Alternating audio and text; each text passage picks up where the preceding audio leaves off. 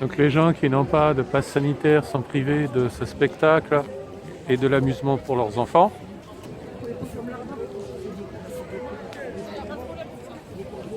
Alors, qu'est-ce qu'on a là? Oui, il y a le problème des hôpitaux, effectivement. Il faut quand même réaliser que c'est grave. Sur le Grand Est, ils ont réintégré des soignants non vaccinés. Il y a pas que sur le Grand Est, alors, en région parisienne aussi. aussi, ah ouais. Oui.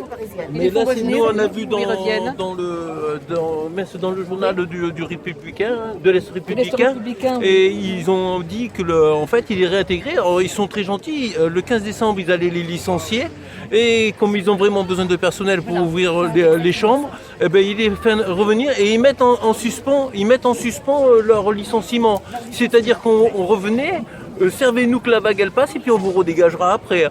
Ça me fait mal de dire qu'on a applaudi ces gens-là et que demain on les met à l'abattoir, quoi. Voilà. C'est comme de la viande avariée, on les jette. C'est le responsable de l'hôpital, le directeur de l'hôpital.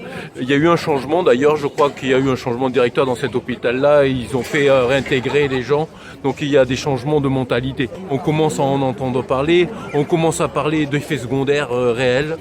On commence à parler de certaines choses et il faut que les gens en parlent, il faut que tous les gens qui ont eu des effets secondaires qui parlent.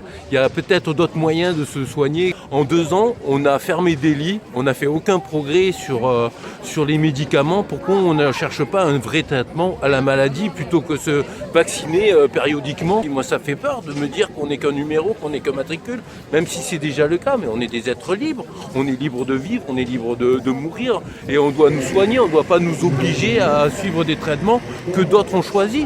Moi, ça me fait mal quand j'entends que le grand responsable de Pfizer a été élu businessman de l'année.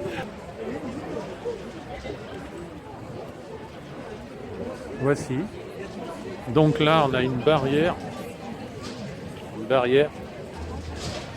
agrémentée d'un bonhomme pain d'épices pour empêcher les gens de participer au spectacle de Noël.